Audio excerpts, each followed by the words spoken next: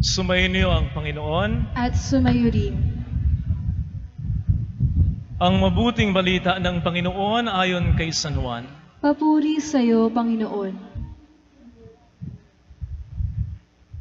Noong panahong yon, sinabi ni Jesus sa kaniyang mga alagad, "Huwag kayong mabalisa. Manalig kayo sa Diyos at manalig din kayo sa akin. Sa bahay ng Ama ay maraming silid. Kung hindi gayon, sinabi ko na sana sa inyo. At paroroon ako pang ipaghanda ko kayo ng matitirhan. Kapag naroroon ako at naipaghanda ko na kayo ng matitirhan, babalik ako.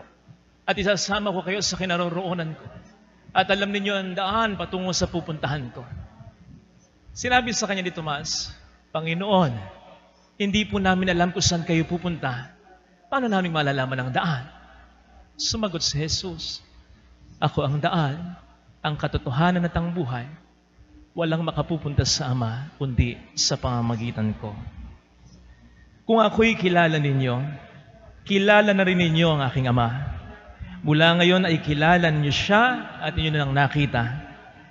Sinabi sa kanya ni Felipe, "Panginoon, ipakita po niyo sa amin ang Ama at masisiyahan na kami." Sumagot si Jesus, "Matagal na ninyo akong kasama, Felipe. Di yata't hindi mo pa ako nakikilala. Ang nakakita sa akin ay nakakita na sa Ama. Bakit mo sinasabing, ipakita mo sa amin ang Ama? Hindi ka ba naniniwalang ako'y sumasama at ang Ama'y suma sa akin? Ang mga salitang sinasabi ko ay hindi ko sinasabi sa gana ng aking sarili. Ang Amang suma sa akin ang gumaganap ng kanyang mga gawain. Maniwala kayo sa akin. Ako'y suma sa Ama at ang Ama ay suma sa akin. Kung ayaw ninyong maniwala ang sinasabi ko, maniwala kayo dahil sa mga gawang ito. Sinasabi ko sa inyo, ang nananalig sa akin ay makagagawa ng mga ginagawa ko at higit pa rito, sapagkat pupunta na ako sa Ama."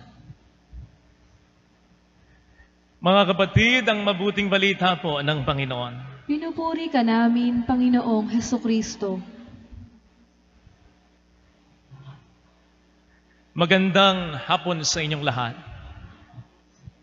Mahirap maligaw sa paglalakbay. Nangangahulugan kasi ito ng pagod ng katawan at agam-agam. Sapagkat hindi natin alam kung ano ang naghihintay sa ating karanasan. Pupwede tayong mapahamak o tuluyang maligaw. At nakatatakot yan, bukod pa sa nakapangihinayang. Lalong-lalo na kung marami na tayong oras, panahon, enerhiya o pera na pinuhunan. Kaya't upang hindi mangyari yan ang pagkaligaw, anumang lakad ay ating pinaghahandaan. Kung may sketch, pinag-aaralan natin yan. Nagtatanong tayo sa mas nakakaalam, saan ba mas mainam na daan? May shortcut ba dyan? At kapag malapit na tayo, listo na tayo sa mga palatandaan. Kung tayo nasa gubat, mga sariwang bakas ang ating tinitingnan. Kung tayo nasa patag naman, mga landmarks, palatandaan ang ating tinititigan. Nevertheless, bago pa man po tayo gumawa ng anumang hakbang, di ba? Ang nililinaw muna natin ay yung saan, bago yung papaano. Yun muna ang ating kinaklaro. Kasi yung pupuntahan natin ang siyang magbibigay ng direksyon sa mga hakbang na ating gagawin. Kaya, tama yung tanong ni Tomas kay Kristo sa Ebanghelyo. "Panginoon, hindi po namin alam kung saan kayo pupunta. Paano namin malalaman ang daan?" To which Jesus replied, "Sa bahay ng Ama, yun yung saan. Siya na rin ang nagbigay ng papaano ng daan para hindi tayo maligaw. Kaya sabi niya, ako ang daan, ang katotohanan at ang buhay. Walang makapupunta sa Ama kundi sa pamamagitan ko." At may karapatan si Kristong sabihin ito sapagkat galing siya, kasama niya ang Ama.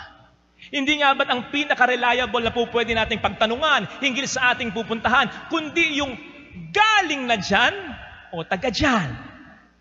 Besides, si Jesus at ang Ama ay iisa. Kaya ang makatagpo si Jesus sa buhay natin, sa ating paglalakbay, ay makatagpo na ang Diyos. Sinisigurado ko po sa inyo, hindi po pwedeng hindi natin maramdaman ang Diyos. Hindi pwedeng hindi natin makita in the end ang Diyos kung ang susundan natin ay tanging si Jesus. Natatandaan ko dati, umattend ako sa birthday celebration ng nanay ng kaibigan ko. So at one point, nagsalita yung mga anak para sa kanilang ina. Unang nagsalita yung kaibigan ko, pangalawa yung kapatid nga niya. Nakatutuwa sapagkat ang dami nilang mga magandang sinabi sa kanilang ina. Patungkol sa kanilang ina. Nariyang napaka-faithful talagang kabiyak sa kanilang ama. Nariyang nagsumikap talaga para maitaguyod sila at ang kanilang pamilya. Nariyang ang kanilang ina, proud sila sapagkat napakagaling at napakabait makisama. Na hindi naman po pambobola sapagkat alam namin lahat yon, tanggap namin lahat yon. Witness kami sa kabutihang yon. Nagsalita ito ngayon yung pangatlo na sa pagkakaalam ko ay hindi Katoliko. Sinabi din niya yung mga sinabi ng mga naunang kapatid niya. Halos ganun din. Sa makatuwid, nagkakasundo silang tatlo na ang kanilang ina ay mabuting tao. Okay? Ito ang kwento. Sa bandang huli, ang sabi nung anak na ito, at wala po akong pinakamagandang mairegalo sa inyo ngayon, nanay. Wala ngayon. Kundi ang ipakilala sa inyo si Kristo. Muntik na akong nahulog sa upuan ko. Bakit? Ang punto ko ito. Ang lagay ba nun? Napakabuting tao ng nanay mo. Hindi pa nito nakikilala si Kristo. Ang lagay ba nun kung namatay ang nanay mo noon, mapupunta ito sa impyerno sapagkat hindi pala kailanman nakilala pa si Kristo? Ano yun? Dahil Katoliko ang nanay mo? Naman! Mga kapatid,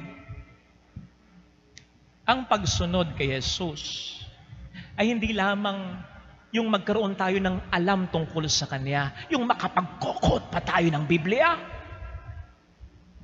kundi yung magkaroon tayo ng mas malalim na relasyon sa Kanya na makapagpapabago ng ating buhay sa kabutihan talaga. Yun ang mas tamang pagsunod sa Panginoon. Yun ang mas tunay na pagkakilala kay Jesus ng ating buhay ay maapektuhan niya, mabago niya.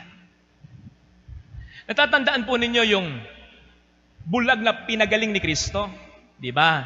Pagkatapos pagalingin ni Kristo, in-interrogate ng mga Pariseo, ng mga matatanda ng bayan, ng mga eskriba. Nakaw, mga eksperto ito. Maalam sa Biblia, sa kautusan, etc. Manginginig ka kapag nasa harapan mo sila. Ano ang sabi dito sa pinagaling ni Kristong ito? Paano ka nakakita? Nakikilala mo ba siya? Anong masasabi mo tungkol sa Kanya? Hindi ba't makasalanan siya sapagkat nagpagaling siya, pinagaling kanya sa araw ng pamamahinga, etc., etc. At siya'y kanilang hinamak ni langit, inalipusta pa. Hindi ko alam kung natatandaan ninyo yung sagot ng taong ito. Ang sagot lamang niya ito. Basta nga alam ko, ako'y bulag. Pinagaling niya ako. At ngayon nakakakita na ako. Na para bang, hindi ko po alam yung mga sagot sa tanong ninyo. Wala po akong nalalamang malalim tungkol sa Kanya. Pero isang bagay ang sigurado ko, binago niya ang buhay ko. O hindi ba yun ang mas magandang pagsunod at pagkakilala sa Panginoon? Na para bang, oo, chismosa ako noon, pero hindi na ngayon. Oo, magagalitin ako noon, pero hindi na ngayon. Oo, palamura ako noon, pero hindi na ngayon. Babaero ako noon, pero hindi na ngayon. Dati nagsa-self-pity ako, gusto ko nang magpatiwakal, pero hindi na ngayon. Dati mandaraya ako noon, pero hindi na ngayon. Simula nang makilala ko ang Panginoon. Hindi ba mas magandang pagkakilala yan sa Panginoon kesa naman sa, marami kong nalalaman tungkol sa Panginoon. Pero bulag pa rin ako magpasa hanggang ngayon. Brothers and sisters, to follow Christ is not just to know things about Him, but more importantly, to live like Him. So that's the life of Christ. Sabi nga ni St. Paul sa kanyang second letter to the Corinthians 4 verse 10, may be revealed in us. Natatandaan ko dati, meron akong parang wristband na may initials. Ang nakalagay sa wristband ko ay WWJD, which stood for What would Jesus do? What would Jesus do? Anong gagawin ni Kristo? Ang ibig kasing sabihin po noon ay, kung malagay ang Panginoon sa sitwasyon mo, ano ang gagawin niya palagay mo? Yun ang dapat mong isipin sapagkat yun ang gusto niyang pagawa din sa'yo. Halimbawa, magbigay tayo ng halimbawa. Ito po yung napag-uusapan lang Halimbawa lang, mag-isip lang po kayo, wala mo ng reaksyon wala mo ng reaksyon ito halimbawa lang What would Jesus do?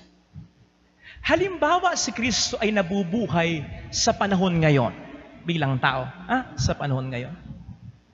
At isinara ang ABS-CBN. Palagay ninyo. Huwag mo nang magre-react Ano ang magiging reaksyon ng Panginoon? Matuwa kaya siya? Tulad ng iba, magdiwang kaya siya? Yung totoong sagot lang.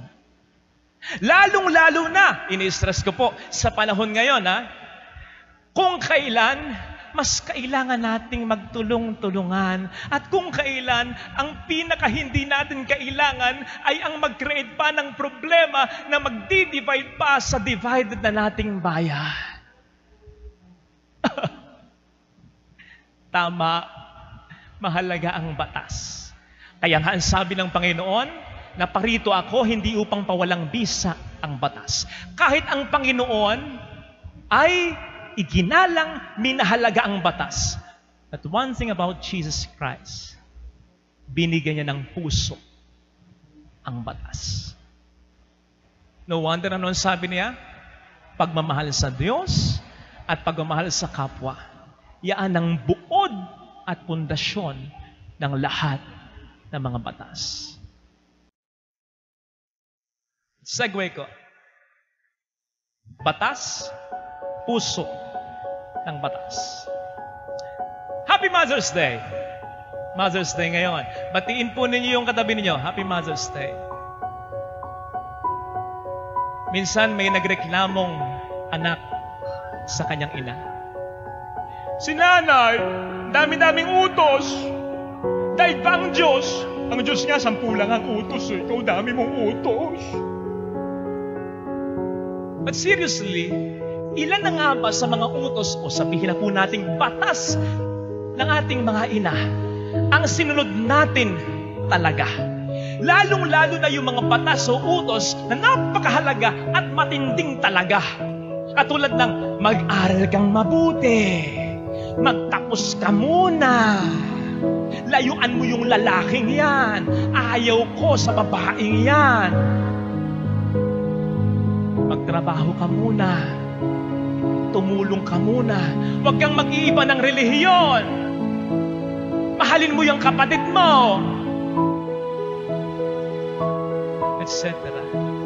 Tapos may bantak pa, kaya ko sinabing matinding talaga, may bantak na sapagkat kung hindi, makikita mo, malilintikan ka, makatitikim ka, itatakwil kita, i-disown kita, wala kang magiging pera.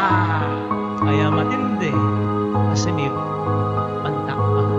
But seriously, brothers and sisters, ano nga ba sa mga batas o utos na ito ng ating mga inay ang ating nasuway? Isa? Dalawa dyan? Marami sa mga yan? Diba? Pero ang tanong, yung banta, tinutuo ba? Kung tinutuo man, pinanindigan ba? Totally tiniis ka bang talaga? Totally tinakwil ka bang talaga? Totally yung anak mo hindi ba tinanggap talaga ng iyong ina? Totally hindi ka ba talaga binigyan ng pera? Di naman, di ba? Sa pakiwari ko nga, kumpara sa ama, ang ina, ang habang nagpaparusa sa anak, ang siyang may pinaka-concern sa anak. Pakikibalitaan niya yan kay yaya sa kasambahay. Kumain na ba? Humingiti na ba? Tingnan mo nga sa kwarto. Checkin mo nga, nagkukulong. At kung malayo man, pakikibalitaan yan. Saan ba nakatira? Sino ba ang kasama? Kumakain ba? Sapat? Nagtatanong ba? Kaya nga sa totoo lang, ang ina hindi makatitiis sa anak niya.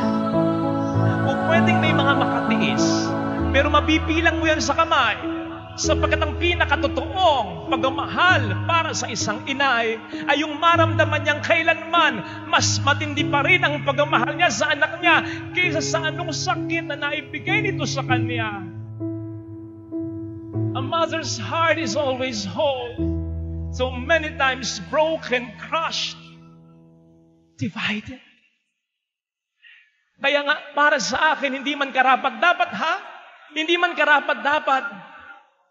Ang pagmamahal ng isang ina, ang siyang pinakamalapit nating po pwedeng ihalin tulad sa pagmamahal ng Diyos para sa ating lahat than any other kind of love. Pinakamalapit sa pagmamahal ng Diyos. And interestingly, sino ba ang malapit sa Diyos?